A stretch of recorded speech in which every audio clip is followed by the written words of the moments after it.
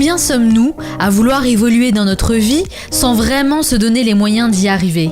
Concrétiser des rêves qu'on remet toujours au lendemain. Pourtant, les jours passent et quand on prend conscience qu'on ne pourra plus rattraper ce temps perdu, alors on comprend l'importance d'agir tout de suite, ici et maintenant. Je m'appelle Manel, je suis passionnée de voyage et de découverte et ce que j'aime par-dessus tout, c'est vivre des expériences qui donnent du sens à ma vie. Aujourd'hui, mon ambition est de partager avec vous des idées nouvelles pour plus de valeur dans votre vie.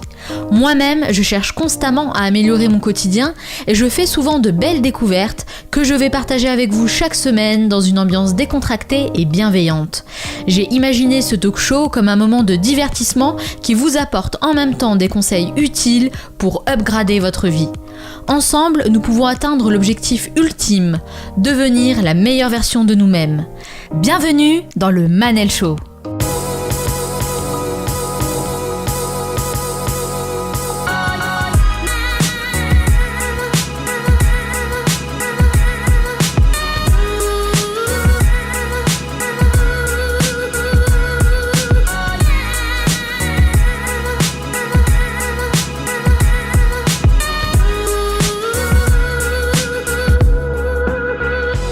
Le Manel Show, c'est votre capsule inspirante pour devenir la meilleure version de vous-même. Chaque semaine, nous recevrons des invités aux horizons différents et aux parcours inspirants qui partageront leurs conseils et leurs expériences. Dans cet épisode, j'ai choisi de parler d'un concept en vogue depuis ces dernières années qui séduit de plus en plus de monde et notamment de Français qui ont décidé de devenir digital nomades.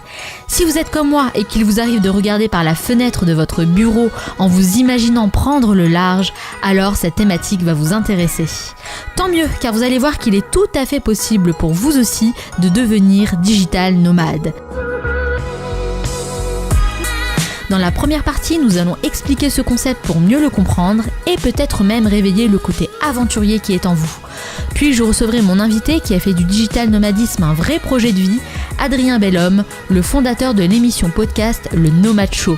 Il va partager avec nous son expérience en tant que digital nomade et nous raconter comment il en est arrivé là. Et dans la dernière partie, nous retrouverons nos chroniqueurs qui nous parleront de ce qu'il faut avoir lu, vu ou entendu. Je terminerai cette émission en vous donnant des idées concrètes de métiers possibles pour devenir digital nomade, parce que oui, je suis sûre que ça va susciter de nombreuses vocations. Et comme Michael Jordan a dit, certains veulent que ça arrive, d'autres aimeraient que ça arrive, et quelques-uns font que ça arrive. Cette émission dure 50 minutes et pas une de plus, alors soyez attentifs et faites partie de ceux qui font que ça arrive, passez à l'action. Vous le savez tout comme moi, Internet a changé beaucoup de choses dans notre quotidien, à commencer par nos habitudes de consommation.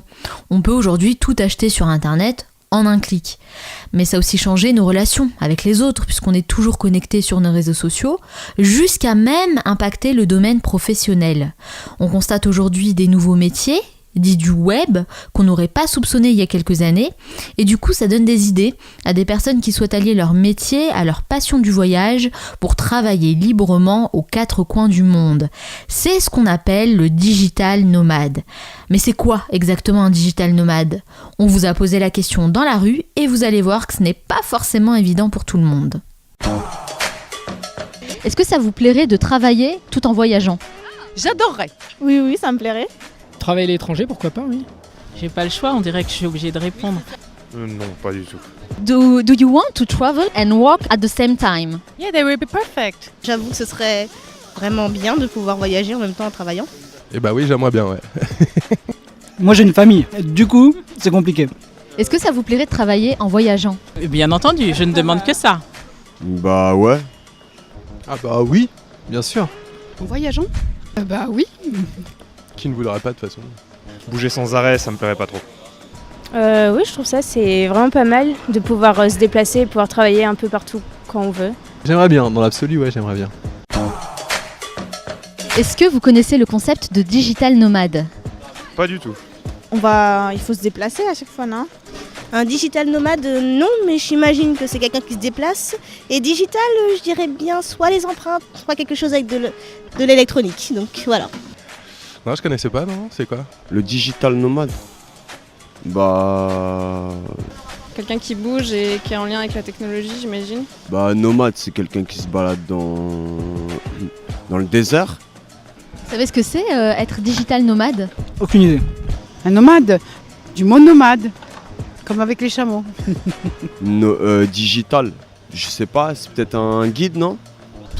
Un baladeur MP3 par exemple, ou quelque chose, enfin un baladeur numérique. C'est un guide qui envoie des personnes dans le désert avec lui, c'est ça, non? Un digital nomade sur un chameau dans le désert. Pourquoi pas, à condition d'avoir du wifi. Bon, blague à part, pour la plupart des personnes qu'on a entendues, en fait, avoir la possibilité de travailler partout dans le monde, c'est vraiment quelque chose de tentant. Alors comment c'est possible ? Tout simplement, avec un ordinateur et une bonne connexion internet, il est possible aujourd'hui de vendre ses services en tant que consultant, formateur, en tant que rédacteur ou encore community manager. Si, je vous assure, le concept du digital nomade peut s'appliquer à énormément de métiers. En fait, il suffit de se poser une question. Est-ce que j'ai vraiment besoin d'un bureau pour travailler ? Est-ce que j'ai besoin d'être là, physiquement, dans une ville en particulier ? C'est la question que se posent beaucoup de personnes, qu'elles soient entrepreneurs ou salariés, et ça bouleverse totalement le schéma du travail qu'on a connu jusqu'à maintenant. Comment le digital nomadisme est en train de révolutionner la culture d'entreprise ? Quels sont les pays qui attirent de plus en plus de digital nomades ? C'est confortablement installé dans un coffee shop parisien que Laura a tenté de répondre à ces questions. Ça dure 3 minutes, c'est la story. Nos compatriotes veulent le changement. Le nomadisme digital, qu'est-ce que c'est ? C'est une bonne question. C'est un mode de travail 2.0 qui prend de l'ampleur car il permet à celui qui l'adopte, le nomade digital, de pouvoir travailler de n'importe où. Plus besoin d'attendre sa semaine de congé, fini la routine métro boulot dodo, ce travailleur des temps modernes n'a besoin que de son ordinateur et d'une connexion internet et peut effectuer son métier les pieds dans l'eau dans une contrée lointaine. Oh, la belle vie. Que vous soyez entrepreneur, salarié en télétravail ou freelance, tout devient possible et de plus en plus de gens se lancent dans l'aventure. Mais qui sont-ils exactement ? T'es qui toi ? Selon le blog de Callaghan, un nomade entrepreneur chevronné, les nomades digitaux français sont le plus souvent blogueurs, directeurs d'entreprise ou développeurs. Mais vous pouvez aussi être traducteur, photographe, prof de yoga. Ils vadrouillent en moyenne depuis 3 ans et travaillent le plus souvent pour le tourisme, l'informatique et la communication. Ils sont grosso modo à 35 heures par semaine, ont 5 à 6 logements par an et les 3/4 pensent qu'ils seront encore nomades dans 5 ans. Mais vous êtes fous ! Ils voyagent dans le monde entier, mais surtout en Europe, en Asie et en Amérique latine. À échelle mondiale, ils sont 10 294 à s'être inscrits sur Nomadlist et Budapest, Berlin et Barcelone sont les pays qu'ils préfèrent en ce moment. Découvrir une autre culture, jongler avec les fuseaux horaires, partir en quête de Wi-Fi gratuit. Le quotidien d'un digital nomade n'a définitivement rien à voir avec celui du salarié traditionnel. Dites-vous, vous foutez de moi, l'ensemble, hein ? Vous foutez de moi, hein ? Caro Hardy, web designer en freelance, nous raconte son aventure dans son blog.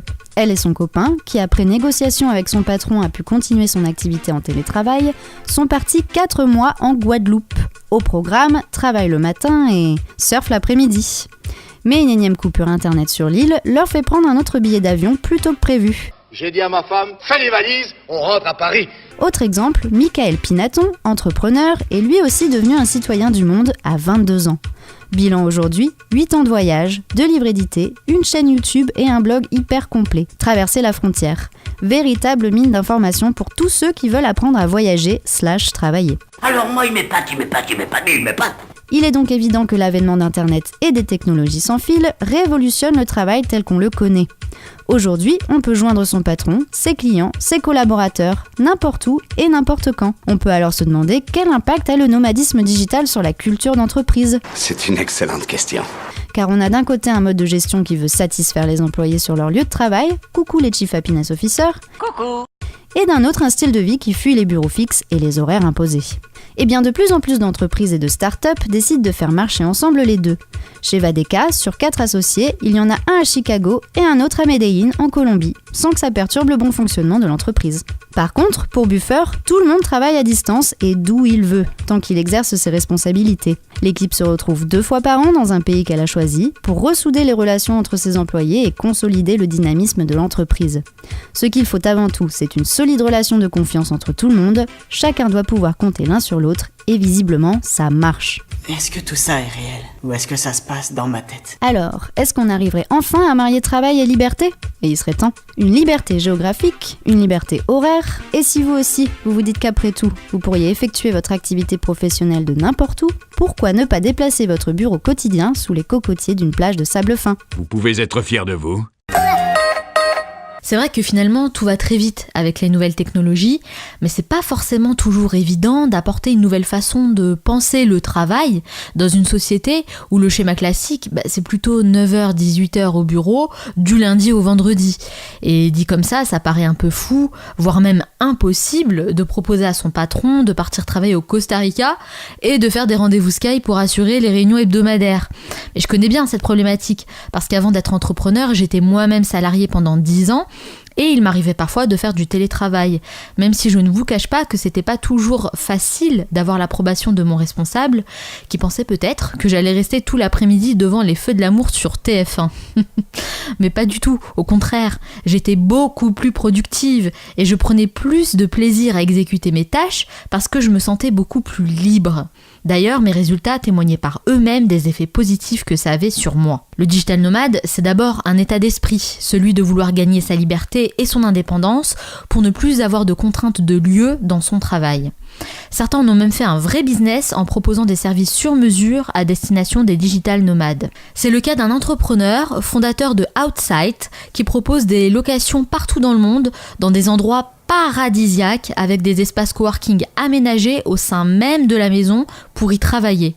Alors chacun a sa propre chambre à la manière d'une maison d'hôte, sauf qu'ici il n'y a pas de service de chambre ou de repas préparés, vous êtes autonome. L'idée c'est de vivre comme si vous étiez chez vous, tout en ayant la possibilité de travailler avec des bureaux partagés avec des gens venus du monde entier. Ça marche tellement bien que le concept se développe à Hawaï, à San Diego, à Bali, au Costa Rica ou encore à Puerto Rico. Son slogan, travailler partout, vivre différemment. Allez jeter un œil sur son site internet outside.co, on vous met le lien direct sur notre site à nous, lemanalshow.com. Imaginez-vous en bord de mer, sur les plus belles plages du monde, en train de travailler tranquille avant d'aller piquer une tête. Moi, ça me fait rêver, pas vous ? Vivre du digital nomadisme, c'est aussi le cas d'Adrien Bellhomme, que j'ai découvert à travers son émission podcast Le Nomad Show. Comme son nom l'indique, c'est une émission qui parle du nomadisme. Vous pouvez y trouver des conseils, des partages d'expériences et des idées de métier qui vous permettront de vous lancer dans cette aventure. Adrien est donc la personne idéale pour nous parler du sujet, mais j'avais une crainte, qu'il soit au bout du monde. Eh bien, figurez-vous qu'il est en ce moment même à Paris et qu'il a accepté de répondre à mes questions. C'est tout de suite dans la deuxième partie. Restez avec nous.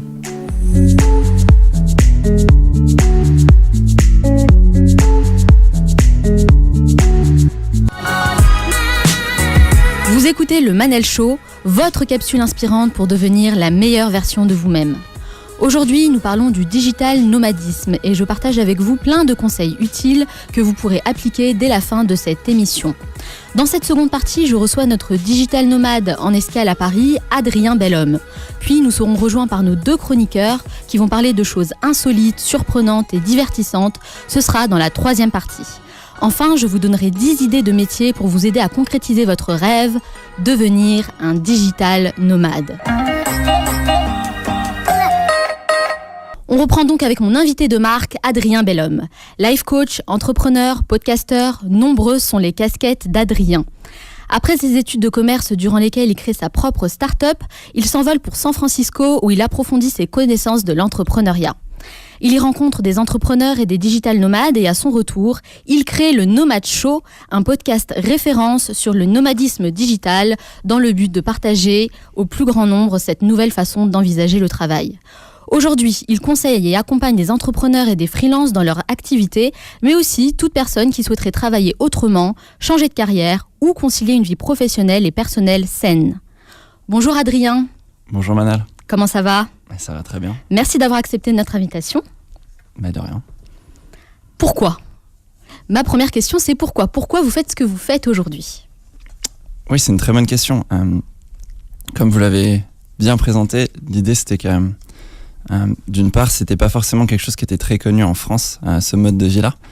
Et en fait, c'était aussi une volonté personnelle parce que pendant mes études, en fait, je me suis rendu compte que durant mes différents stages en entreprise, j'étais confronté à, on va dire, le travail classique comme on l'entend aujourd'hui, c'est-à-dire travailler du lundi au vendredi de 9h à 18h environ. Ouais, les horaires de bureau classiques qu'on connaît.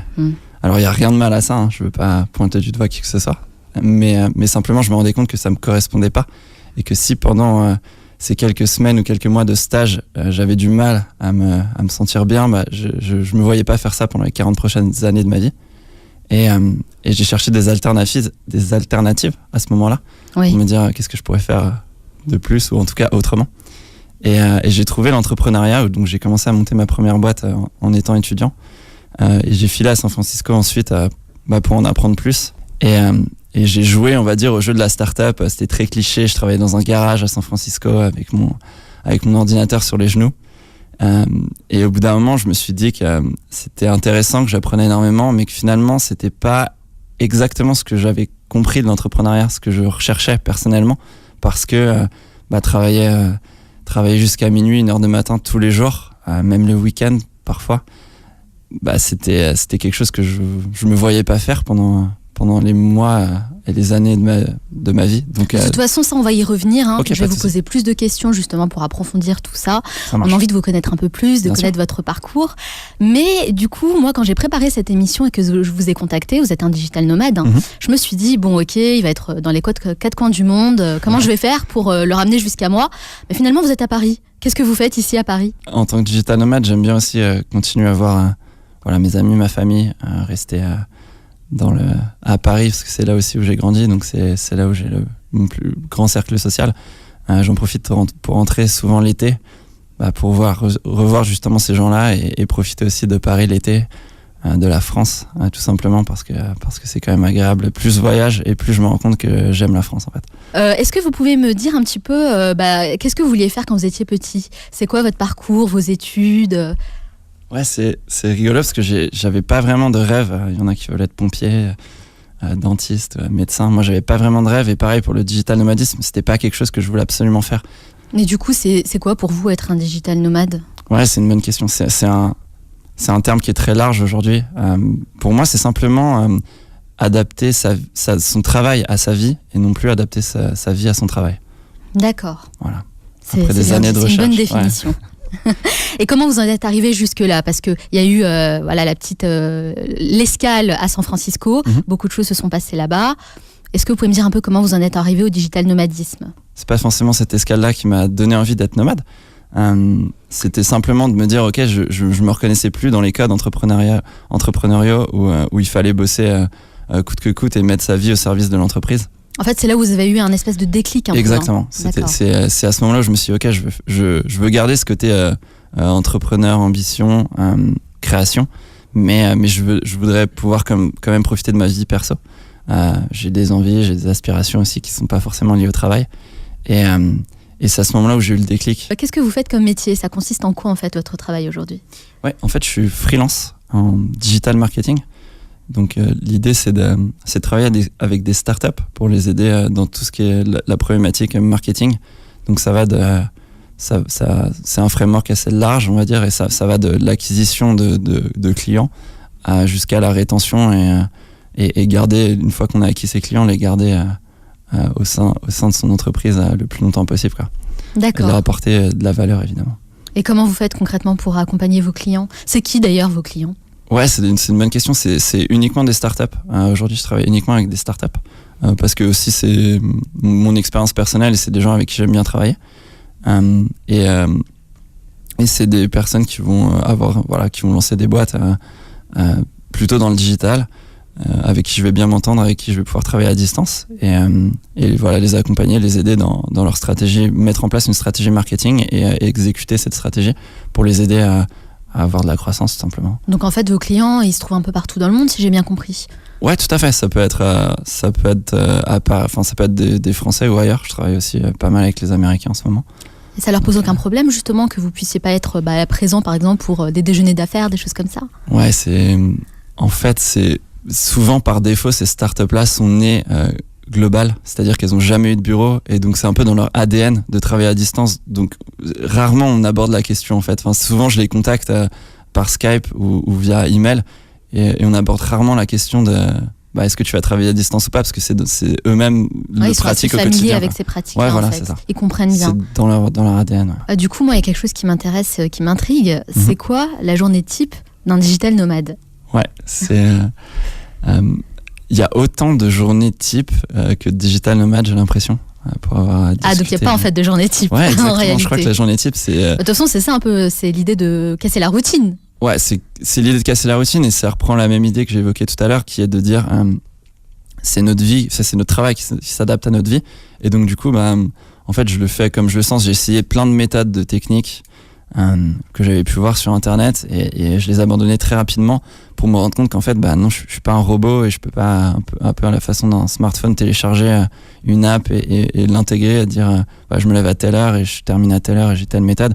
Donc aujourd'hui j'ai plus de méthode, je le fais vraiment quand je le sens, quand j'ai pas envie de bosser le lundi matin parce que je veux faire du sport, je me force pas, je vais au sport et je décale mon boulot. Donc voilà, j'ai pas vraiment de journée typique. J'essaye d'intégrer des choses qui me plaisent, c'est-à-dire rencontrer des gens, faire du sport, méditer, lire, c'est des choses qui sont importantes pour moi, que j'intègre au quotidien, mais j'ai pas de routine ou de méthode particulière, donc mes journées se ressemblent pas vraiment. Vous travaillez combien d'heures à peu près dans une journée ou dans une semaine? C'est assez variable en fonction des missions, en fonction des urgences, des importances, mais je pense que je dois être à un peu plus de 40 heures par semaine en ce moment. Parce que c'est vrai qu'on on imagine, en tout cas dans notre inconscient, on imagine le digital nomade sur la plage avec son petit cocktail, il se la coule douce. En réalité, c'est pas vraiment ça. Non, c'est pas ça du tout même. On casse le rêve, le cliché. C'est pas ça du tout. J'ai jamais essayé de travailler sur la plage avec un cocktail. C'est vrai? Non. Tout simplement parce que j'ai besoin d'être dans un contexte professionnel, on va dire. J'ai du mal à travailler dans un transat ou un hamac. Ce qui fait que j'ai jamais essayé et que de toute façon, c'est pas possible. Enfin, il y a un moment où il faut quand même gagner sa vie, c'est parce qu'on est digital nomade que l'argent tombe du ciel. Et du coup, vous faites comment en tant que nomade? Vous cherchez des espaces coworking? Vous avez un bureau? Ouais, je travaille. J'essaye de varier mes environnements de travail parce que ça me donne de la créativité. Ouais. Donc je travaille parfois chez moi, parfois au café, parfois en espace de coworking. Ça dépend de l'environnement et de l'ambiance que j'ai envie d'avoir. Parfois au coworking, c'est bien parce qu'on est entouré de gens qui bossent, qu'on a tête dans l'ordinateur. Donc ça permet d'être plus productif. Parfois, je le fais de chez moi parce que j'ai envie d'être tout seul. Je varie pas mal les environnements de travail. Du moment qu'il y a Internet, en fait, c'est... Ouais, ça c'est le Wi-Fi, Internet, c'est hyper important pour le digital nomade. Ouais, tout à fait. Et du coup, comment vous choisissez vos lieux pour aller habiter justement dans un autre pays et vivre une expérience de digital nomade? Comment ça se passe? C'est quoi vos critères? Il n'y a pas vraiment de critères, c'est pareil, c'est aussi au feeling. J'essaye parfois de rejoindre des gens que je connais sur place, donc dans les pays, déjà pour avoir un contact sur place qui connaissent la ville et qui puissent m'indiquer des lieux ou me présenter des gens. Parfois, je le fais. Je sens que j'ai envie d'aller dans un pays particulier ou une ville particulière. Je sais pas exactement pourquoi. Sûrement inconsciemment, j'ai dû voir ou entendre des choses sur ce pays-là. Donc, je vais me rendre sur place pour en savoir un peu plus. Mais je me contrains jamais à rester parce que je suis venu si ça me plaît pas ou que je sens que la ville me parle pas. Je vais pas rester forcément. Donc, c'est pas mal au feeling en fait finalement. C'est quoi? Vous prenez juste un billet aller? Pas de billet de retour? Ouais, je prends rarement des billets de retour. Ah, d'accord. Vous prenez la décision sur place, en fait. Ouais, exactement. En général, je prends quelques jours dans un quartier particulier, via Airbnb ou auberge de jeunesse, par exemple, pour pas être tout seul parfois quand on arrive. Et je reste quelques jours et je prolonge si ça me plaît. D'accord, très bien. Alors, je sais que vous avez une émission qui s'appelle le Nomad Show, une émission podcast que j'ai écouté d'ailleurs. Et dans l'un des derniers épisodes, il y a une personne en fait qui dit être devenue digital nomade suite à l'écoute de cette émission parce que ça l'a inspiré. J'ai trouvé ça dingue. Est-ce que ça arrive souvent, ça? L'émission que j'ai lancée, donc elle est assez récente, ça a un peu moins d'un an, donc c'est un des premiers témoignages que j'ai comme ça, quelqu'un qui me dit que je me suis lancé via l'inspiration que vous avez pu me donner sur le podcast. Ça arrive très rarement, voilà, pour cette raison-là, mais j'ai l'impression de plus en plus. Et je tenais à l'avoir dans l'émission, cette personne, parce que je voulais qu'il témoigne un peu de dire, en fait, tout simplement, c'est possible. Et que ça paraît hors de portée ou hors d'atteinte au début. Et que finalement, voilà, l'émission, il l'a écouté quasiment dès le début. Et à peu près 10-12 mois après, il était lui-même nomade et en vadrouille. Donc, là, vous avez été super convaincant. Passage à l'action. J'espère, ou en tout cas mes invités. Et pourquoi vous avez créé ce podcast ? C'était quoi l'idée de départ ? C'était vraiment d'inspirer et de donner le plus de valeur possible, en expliquant que, voilà, tout simplement de dire que c'est possible en fait, et que les nomades, ça reste des êtres humains, que il y a des gens tout le monde a des parcours super différents dans le nomadisme, mais qu'il y a plein de chemins qui mènent au nomadisme et que c'est possible, et que oui, avoir un travail que l'on gère comme on l'entend, c'est pas si compliqué que ça en fait. Le mode de vie de digital nomade, c'est, j'imagine, quelque chose d'enrichissant. Vous, ça vous apporte quoi personnellement ? C'était surtout une recherche de liberté. En fait, quand j'expliquais que l'entrepreneuriat, ça me convenait plus, ça me parlait plus, l'idée c'était qu'il y avait vraiment ce que j'aime, c'est-à-dire la créativité, la passion, aller créer des nouveaux produits pour donner de la valeur aux potentiels utilisateurs. Mais il y avait moins ce côté liberté où on était beaucoup dépendant de son entreprise, du lieu de travail.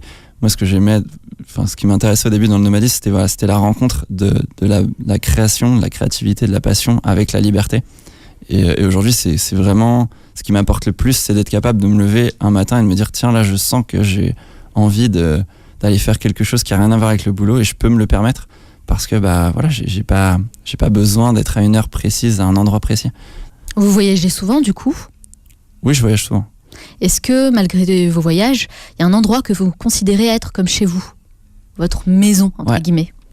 C'est rigolo, je parlais de ça avec un ami la dernière fois et j'ai pas encore trouvé de ce lieu où vraiment je me sens comme à la maison.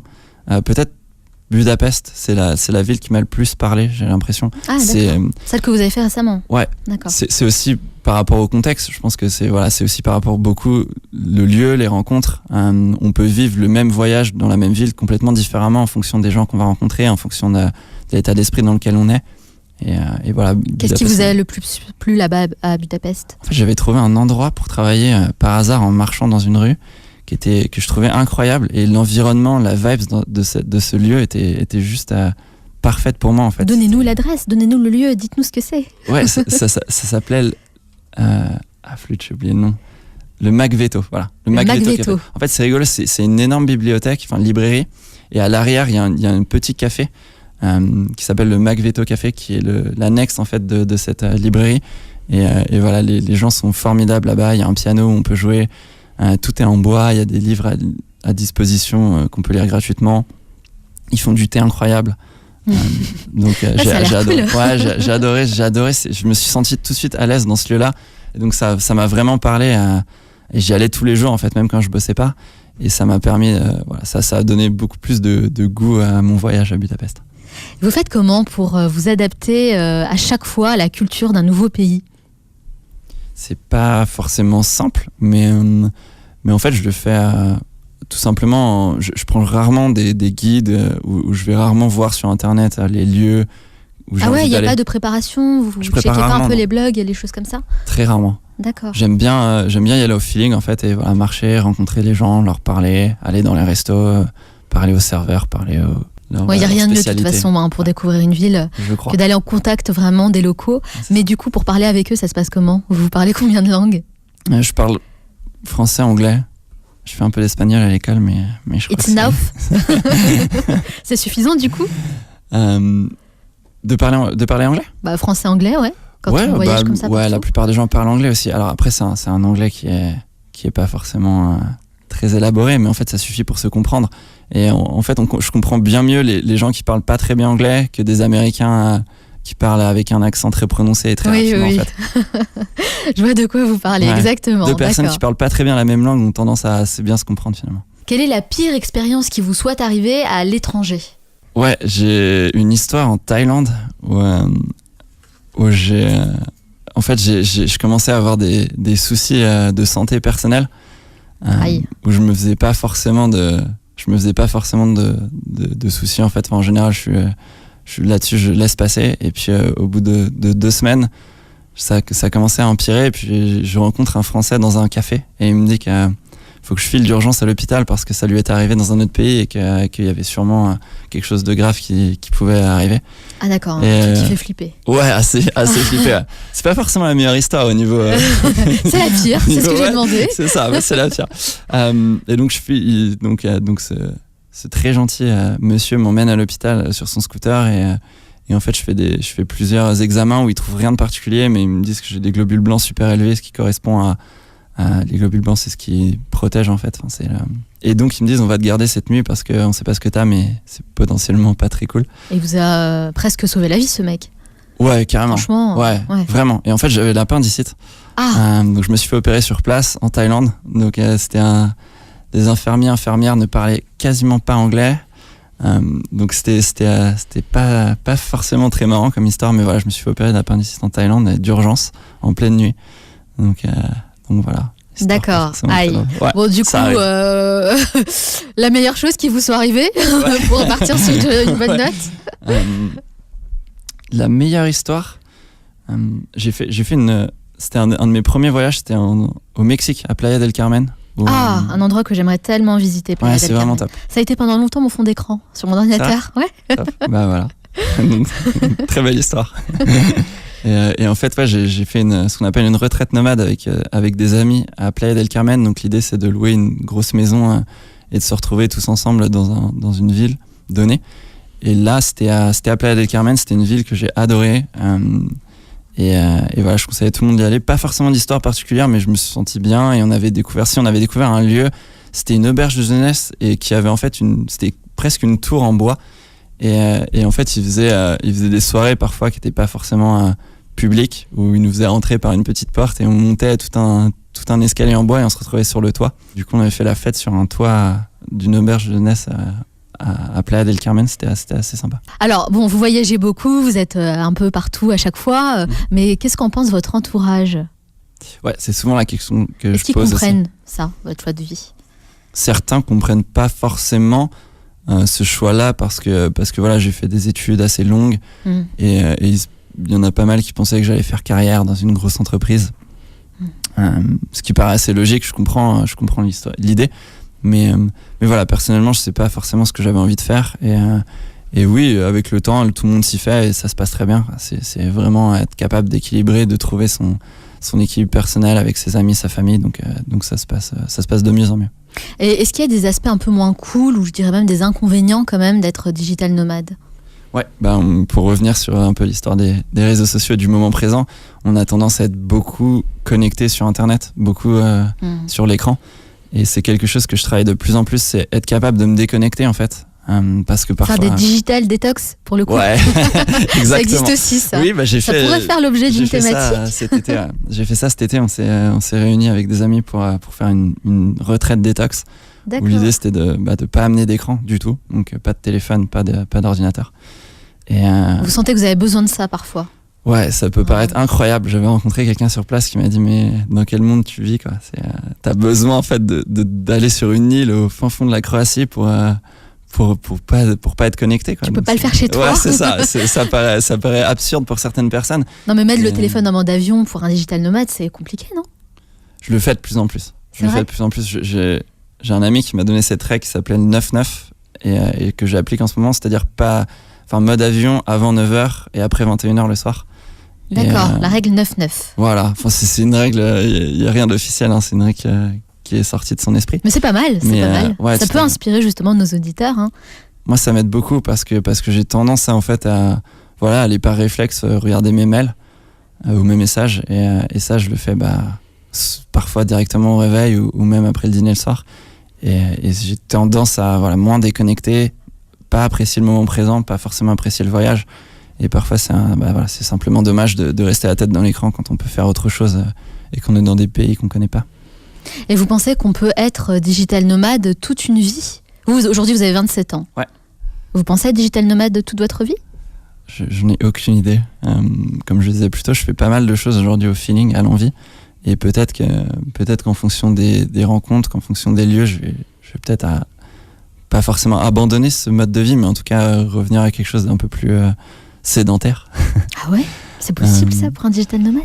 Bah ouais, je pense qu'il n'y a pas forcément d'obligation de voyage en fait. En fait, on évolue, c'est ça? Ouais, c'est les envies qui changent. J'ai eu des gens qui sont passés sur le podcast qui avaient plus de 40 ans et en fait ils s'adaptent avec voilà, une femme, des enfants à avoir des camps de base où on passe plusieurs mois, que ce soit, enfin, c'est Stefano qui est donc italien comme son nom l'indique. Et voilà, il a un camp de base à Paris, un en Italie, un en Espagne, et il jongle en fait avec ces trois villes, ces trois pays-là.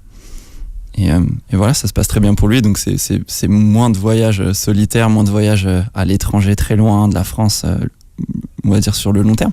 Mais oui, c'est compliqué de revenir à un mode de vie complètement sédentaire. Ouais, j'imagine. On voit aujourd'hui que les choses changent beaucoup, évoluent dans le monde du travail. Vous voyez les choses comment, vous, justement, dans 10 ans, par exemple? C'est quoi votre vision du travail dans 10 ans? Ouais, c'est quelque chose qui est compliqué. Ça change beaucoup, ça change très vite. Je suis biaisé aussi parce que voilà, mon environnement proche et les gens avec qui je travaille sont des digital nomades, ou en tout cas sont des indépendants ou des start-upers. Donc j'ai moins de contacts avec des personnes qui vont travailler dans des grosses structures avec des milliers de personnes.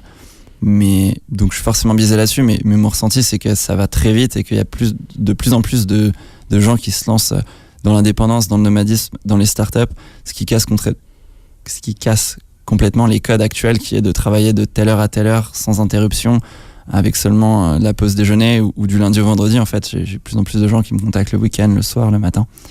Donc j'ai l'impression, mon ressenti personnel, c'est que ça va vraiment dans une direction où il n'y a plus vraiment d'heures, il n'y a plus vraiment de lieu de travail.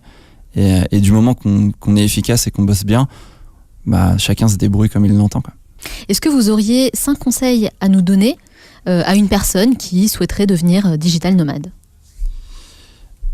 Ouais, alors je pense que j'ai l'impression que pour commencer, c'est intéressant d'aller, comme je le disais, d'aller chercher des gens qui sont là où on est, au point où on voudrait aller, et d'aller d'une part leur demander aller les interroger sur ce qu'ils ressentent pour être certain que c'est ce qu'on veut faire, et puis après qu'ils nous expliquent étape par étape comment ils y sont arrivés et donc comment les reproduire. La deuxième idée, c'est de s'y prendre le plus tôt possible, en fait, parce que ça prend du temps. Comme on le disait tout à l'heure, j'ai 27 ans. Je pense pas que ce soit une question d'être jeune ou plus âgé, c'est vraiment une question d'expérience. Et moi, ça fait 5-6 ans maintenant que j'ai lancé ma première entreprise, que j'ai vraiment pris mon indépendance. Donc ça m'a pris beaucoup de temps pour construire ce lifestyle que j'ai aujourd'hui. Donc c'est s'y prendre le plus tôt possible. Ensuite, ça va être de développer les bonnes compétences.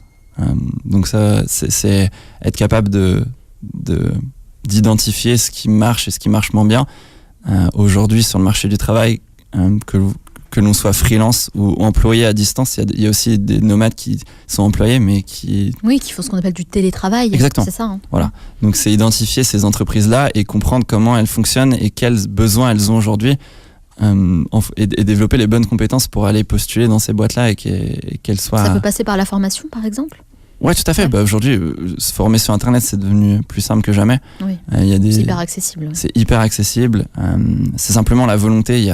Pour reprendre l'exemple des MOOC, j'ai vu ça récemment, il y a 95% de taux d'abandon d'un MOOC gratuit. Ah oui, c'est énorme. Il y a 5% 5 personnes sur 100 qui se lancent, qui terminent la formation. Donc voilà, c'est aussi une question de volonté. Dernier conseil que je pourrais donner, c'est au-delà des compétences, on va dire, concrètes, c'est aussi un mindset de comprendre comment ça se passe et juste d'envisager que c'est possible, en fait. Il y a tellement de gens que je rencontre et qui me disent « Ah, j'aimerais bien faire comme ça, mais c'est pas possible. » Et quand je creuse, en fait, je me dis « Pourquoi c'est pas possible ? Enfin, qu'est-ce qui se passe ? Pourquoi est-ce que tu considères ça ?» et en fait, en creusant un peu, on se rend compte que c'est simplement la personne qui a décidé, en fait, qui a développé la croyance que c'était pas possible pour elle, alors que finalement, c'est pas impossible. C'est impossible pour personne, quoi. Je crois que c'est aussi le but du Manal Show, d'inspirer, de dire que c'est possible. Donc, tout est possible. Voilà. Everything is possible. Bon, Adrien, on a un petit rituel à la fin de chaque interview. Je pose une série de questions rafales et le but, c'est d'avoir des réponses de votre part qui soient spontanées, sans trop réfléchir. Bon, attention, il n'y a pas de piège. L'idée, c'est vraiment d'apprendre à vous connaître davantage. Parfait. Ok ? Ça vous va ? Alors, ça dure 1 minute 30. Est-ce que vous êtes prêts ? Je suis prêt. C'est parti. Quelle est la personne que vous admirez le plus ? Mathieu Ricard. Quel est le plus bel endroit que vous avez visité? Playa del Carmen. Quel est le dernier livre que vous avez lu? Plaidoyer pour l'altruisme de Mathieu Ricard. Quelle est votre plus grande peur? Tic-tac. Ouais. Ouais. Bon, on passe, c'est pas Désolé. grave. Quel est votre plat préféré? La burrata, mozzarella. Quel animal vous représente le mieux? Le chat. Avant de prendre l'avion, à qui vous envoyez votre dernier message? Ma maman. Selon vous, qui incarne le mieux le mot réussite? Richard Branson. Quelle application utilisez-vous le plus? Facebook. Quel est le lieu où vous aimez aller pour vous ressourcer? Chez mes parents. Quel est votre film ou documentaire préféré? Dickeneck. Quelle est la chose à laquelle vous croyez et que les autres considèrent comme une folie? Tout est possible. Qu'est-ce qui vous agace le plus dans la vie? Les gens qui pensent que tout est impossible. Quel livre offririez-vous en premier? Un livre de Tony Robbins qui s'appelle L'éveil de votre puissance intérieure. Quelle est la prochaine destination sur votre liste? L'Espagne. Merci Adrien d'avoir répondu à mes questions. Alors, on peut retrouver votre émission podcast Le Nomade Show. Oui. Sur lenomadshow.fr, nomade avec un E à la française. D'accord. .fr. Sur les réseaux sociaux aussi? Ouais, tout à fait, Facebook, Twitter. Le Nomade Show. SoundCloud aussi, ouais, le Nomade Show. L'émission en podcast est diffusée sur SoundCloud et sur Apple Podcast. Ça marche. Merci beaucoup. Avec plaisir, c'était très intéressant. On se retrouve dans la 3e partie de l'émission et je compte bien continuer à vous faire voyager, alors restez bien avec moi. À tout de suite.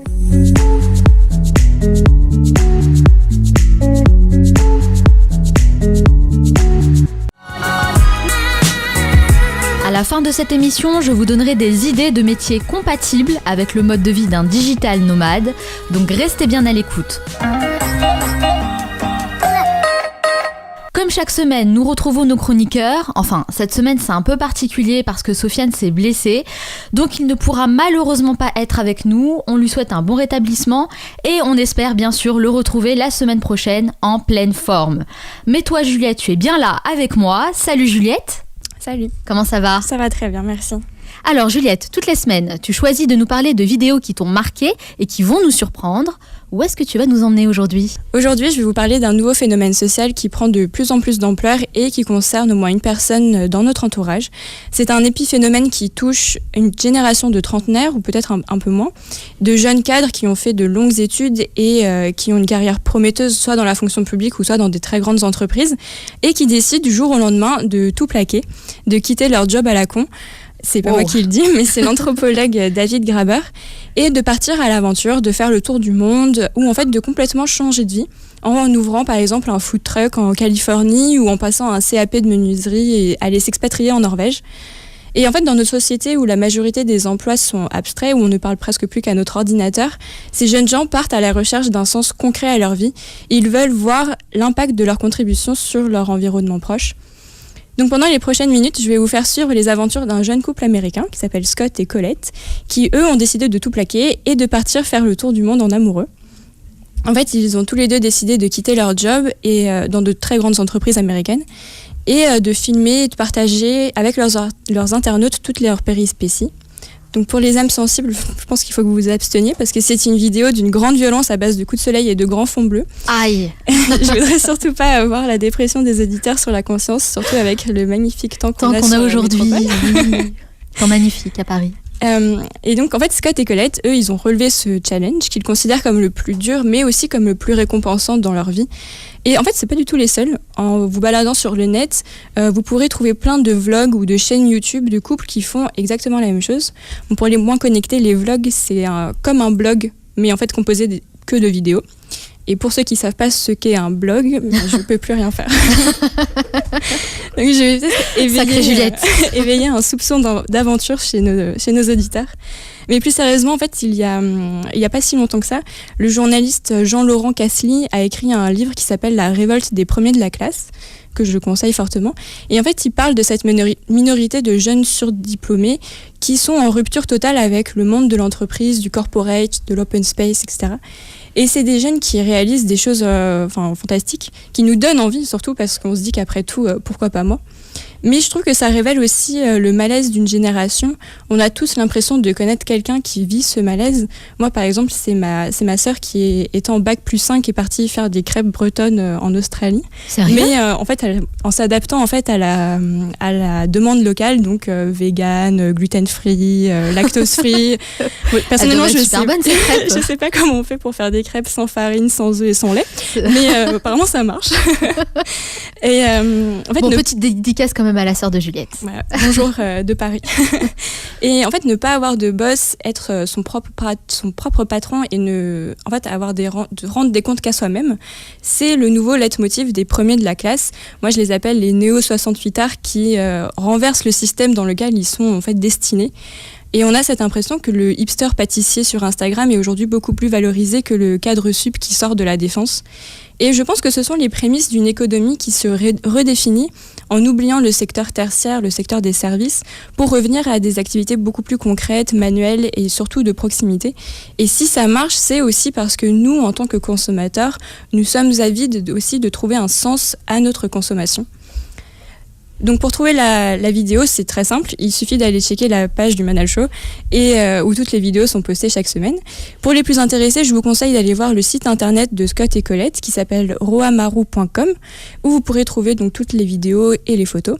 Il faut savoir qu'aujourd'hui, ils ont déjà visité près de 60 pays. En un an ? Depuis 2015. Ah, depuis 2015, d'accord. Et c'est énorme quand même. Ouais. Hein. Donc leur site est devenu un véritable guide touristique pour tous les amoureux d'aventure. Enfin, on peut trouver par exemple la liste des meilleurs hôtels, les spécialités culinaires, les bons plans.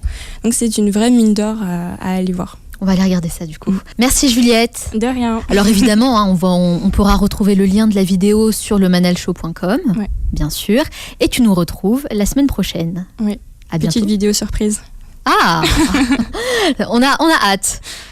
On arrive à la fin de cette émission et comme promis, je vais vous donner 10 idées de métiers que vous pouvez exercer en étant digital nomade. Bien sûr, il est inutile de préciser, comme son nom l'indique, il faut être à l'aise avec Internet et les outils numériques. Et vous allez voir qu'il y a beaucoup d'opportunités. Numéro 1. Assistant virtuel. Vous proposez vos services en ligne pour accompagner des entrepreneurs dans leur travail en prenant en charge la partie administrative, comme par exemple répondre aux mails, réserver des billets d'avion ou faire le service après-vente. Numéro 2. Professeur de langue en ligne. En visioconférence sur Skype, vous pouvez enseigner l'anglais, l'espagnol, le japonais. Pour le choix des langues, c'est nos limites. Et vous pouvez décliner ça pour d'autres enseignements, par exemple la communication, l'histoire, les maths, bref, ce que vous maîtrisez le plus. Numéro 3, blogueur. Si vous êtes passionné par quelque chose en particulier, disons par exemple le voyage, vous pouvez créer un blog et partager vos bonnes adresses et vos conseils tout en monétisant vos articles avec des liens sponsorisés. En gros, dès que vous parlez de quelque chose que vous aimez, vous êtes payé par la marque en question. C'est tout bénef.